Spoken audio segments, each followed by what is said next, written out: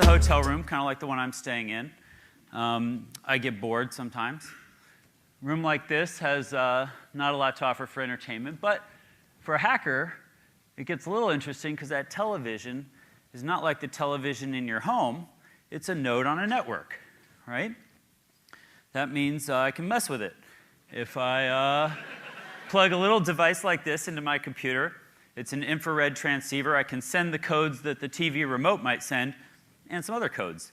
So what? Well, I can watch movies for free. That doesn't matter to me so much, but I can play video games too. Hey, but what's this? I can not only do this for my TV in my hotel room, I can control your TV in your hotel room. So I can watch you if you're checking out with one of these, TV-based registration things. If you're surfing the web on your hotel TV, I can watch you do it. Sometimes you see interesting stuff. Funds transfer, really big funds transfers. You never know what people might want to do while they're surfing the web from their hotel room. But the point is, I get to decide if you're watching Disney or porn tonight. Anybody else staying at the Affinia Hotel? All right. This is a project I worked on when we were trying to figure out the security properties of wireless networks. It's called the HackerBot. This is a robot we built that can drive around and find Wi-Fi users, drive up to them, and show them their passwords on the screen.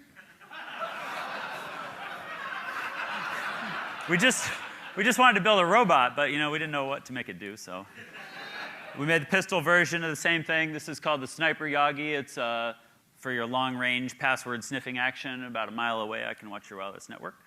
This is a project I worked on with Ben Laurie to show passive surveillance. So what it is a map of the conference called Computers, Freedom, and Privacy. And this conference was in a hotel. And what we did is we put a computer in each room of the conference that logged all the Bluetooth traffic. So as everybody came and went with their phones and laptops, we were able to just log that, correlate it, and then I can print out a map like this for everybody at the conference. This is Kim Cameron, the chief privacy architect at Microsoft. Unbeknownst to him, I got to see everywhere he went. And I can correlate this and show who he hangs out with, that he got bored, hangs out in the lobby with somebody. Anybody here use cell phones?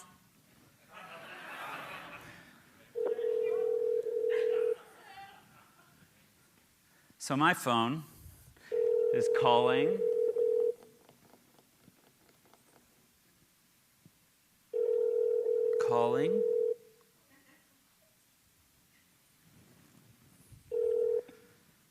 You have one unheard message. Uh-oh. First unheard message. Where do I press? Message skip. First skipped message. Uh-oh. Main menu. To listen to your... You've pressed an incorrect key. You have 2 skipped messages. 3 saved messages. Goodbye. Uh-oh. So we're in Brad's voicemail. And I was going to record him a new message, but I seem to have pressed an invalid key, so we're going to move on. And I'll explain how that works some other day, because we're short on time. Anybody here use MySpace? MySpace users? Oh. It used to be popular. It's kind of like Facebook. This guy, a buddy of ours, Sammy, was trying to meet chicks on MySpace, which I think is what it used to be good for. And what he did is he had a page on MySpace about him. It lists all your friends, and that's how you know somebody's cool, is they have a lot of friends on MySpace. Well, Sammy didn't have any friends. So he wrote a little bit of JavaScript code that he put in his page so that whenever you look at his page, it would just automatically add you as his friend. And it would skip the whole acknowledgement response protocol of saying, is Sammy really your friend? But then it would copy that code onto your page so that whenever anybody looked at your page, it would automatically add them as Sammy's friend too. And it would change your page to say that Sammy is your hero. So in under 24 hours, Sammy had over 1 million friends on MySpace. Hey. He just finished serving 3 years probation for that. Even better, Christopher Abad, this guy, another hacker, Also trying to meet chicks on MySpace, but having spotty results. Some of these dates didn't work out so well, so what Abad did is he wrote a little bit of code to connect MySpace to Spam Assassin, which is an open source spam filter. It works just like the spam filter in your email. You train it by giving it some spam, train it by giving it a little bit of legitimate email, and it tries to use artificial intelligence to work out the difference, right? Well, he just trained it on profiles from girls he dated and liked as legitimate email, profiles from girls he dated and not liked as spam, and then ran it against every profile on MySpace. Outspits girls you might like to date. I think, what I say about Abad is I think there's like 3 startups here. I don't know why we need Match.com when we can have spam dating. This is innovation. He's got a problem, he found a solution. Anybody use these bloop keys for opening your car remotely? They're popular in, well, maybe not in Chicago, okay. Yeah. So kids these days will drive through a Walmart parking lot, clicking open, open, open, bloop. Eventually you find another Jetta or whatever, just like yours, maybe a different color, that uses the same key code. Kids will just loot it, lock it up and go. Your insurance company will roll over on you because there's no evidence of a break-in. For one manufacturer, we figured out how to manipulate that key so that it will open every car from that manufacturer. There is a point to be made about this, which I barely have time for, but it's that your car is now a PC. Your phone is also a PC. Your toaster, if it is not a PC, soon will be, right? And I'm not joking about that. And the point of that is that when that happens, you inherit all the security properties and problems of PCs. And we have a lot of them. So keep that in mind. We can talk more about that later. Anybody use a lock like this on your front door? Okay, good. I do too. This is a Schlage lock. It's on half of the front doors in America. I brought one to show you. So this is my Schlage lock. This is a key that fits the lock but isn't cut right, so it won't turn it. Anybody here ever try to pick locks with tools like this? All right, got a few nefarious lock pickers. Well, it's for kids with OCD. You've got to put them in there and finick with them and spend hours getting the finesse down to manipulate the pins. For the ADD kids in the house, there's an easier way. I put my little magic key in here. I put a little pressure on there to turn it, smack it a few times with this special mallet, and I just pick the lock. We're in. It's easy. And in fact, I don't really know much more about this than you do. It's really, really easy. I have a keychain I made of the same kind of key for every other lock in America. And if you're interested, I bought a key machine so that I could cut these keys, and I made some for all of you guys. So my gift to you, come afterwards, and I will show you how to pick a lock and give you one of these keys you can take home and try on your door. Anybody use these USB thumb drives? Yeah, print my Word document. Yeah, they're very popular. Mine works kind of like yours. You can print my Word document for me. But while you're doing that, invisibly and magically in the background, it's just making a handy backup of your My Documents folder and your browser history and cookies and your registry and password database and all the things that you might need someday if you have a problem. So we just like to make these things and litter them around at conferences. Anybody here use credit cards? Oh, good. Yeah, so they're popular and wildly secure. Well, there's new credit cards that you might have gotten in the mail with a letter explaining how it's your new secure credit card. Anybody get one of these? You know it's secure because it has a chip in it, an RFID tag, and you can use these in taxi cabs and at Starbucks. I brought one to show you by just touching the reader. Anybody seen these before? Okay. Who's got one? Bring it on up here. There's a prize in it for you. I just want to show you some things we learned about them. I got this credit card in the mail. I really do need some volunteers. In fact, I need 1, 2, 3, 4, 5 volunteers because the winners are going to get these awesome stainless steel wallets that protect you against the problem that you guessed I'm about to demonstrate. Bring your credit card up here and I'll show you. I want to try it on one of these awesome new credit cards. Okay. So somebody can, do we have like a conference organizer, somebody who can coerce people into cooperating?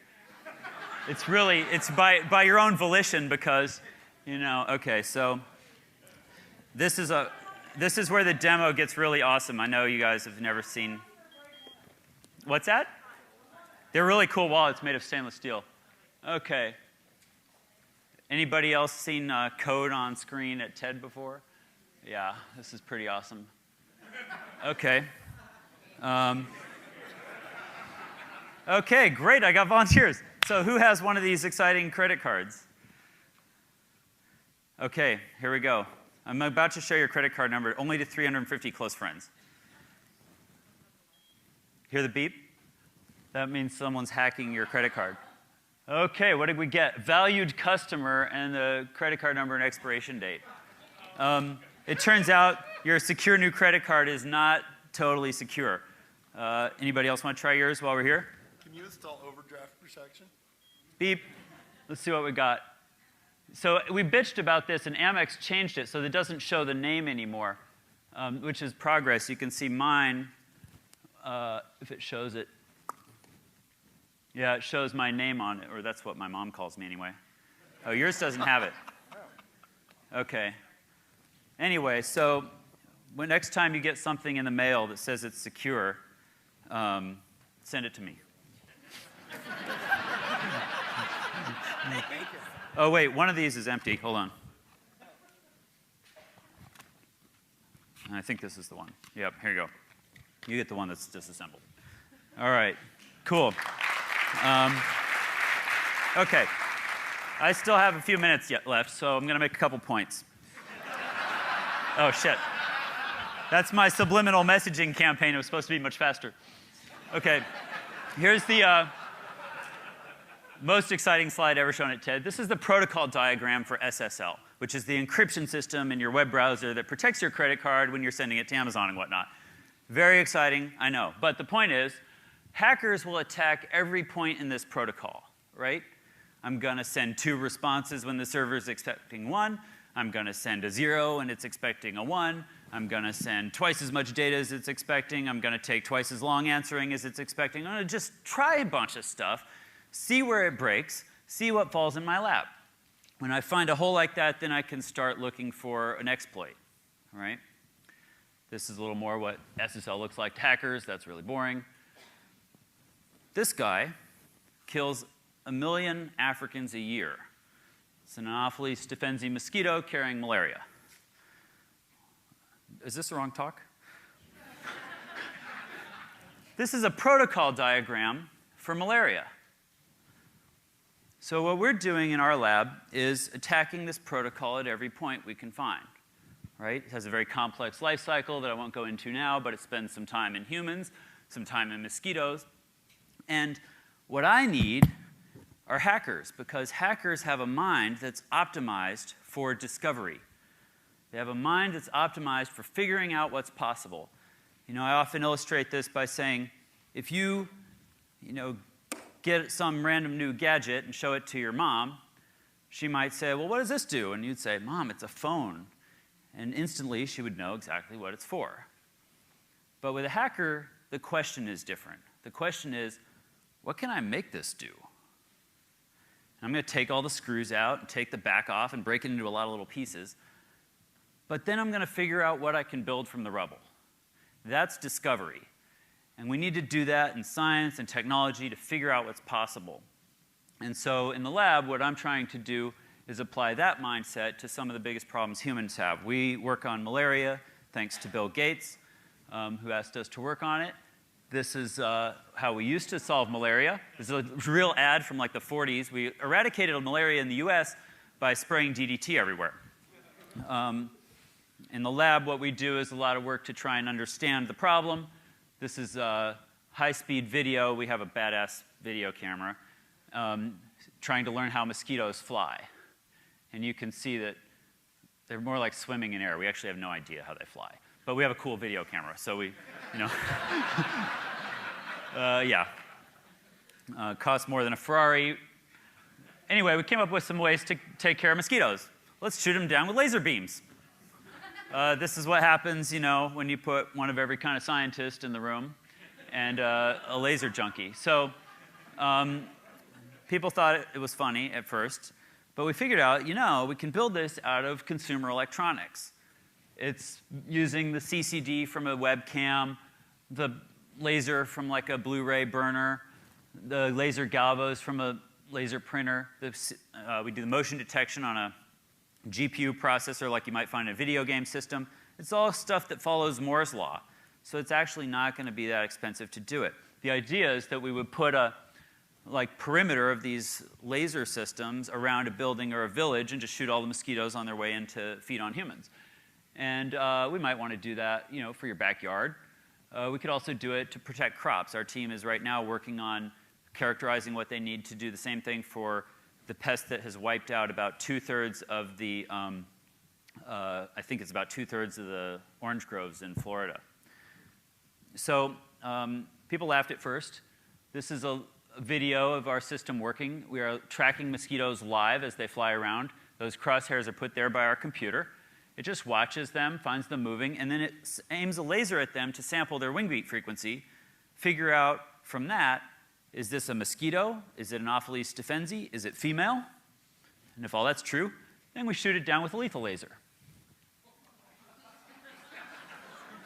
So we have this working in the lab. We're working on that, taking that project into the field now. All this happens at the Intellectual Ventures Lab in Seattle where I work, and we try and take on some of the hardest problems that humans have. And this is the money shot. You can see we just burned his wing off with a UV laser. He's not coming back. Kind of vaporized his wing right there. Yeah. They love it. I mean, you know, never got called by PETA or anyone else. I mean, it's the perfect enemy. There's just no one coming to the rescue of mosquitoes. Sometimes we overdo it. Yeah, so anyway, I'm going to get off stage. This is the Intellectual Ventures Lab where I work. Basically, we use every kind of scientist and one of every tool in the world to work on crazy invention projects. So, thanks.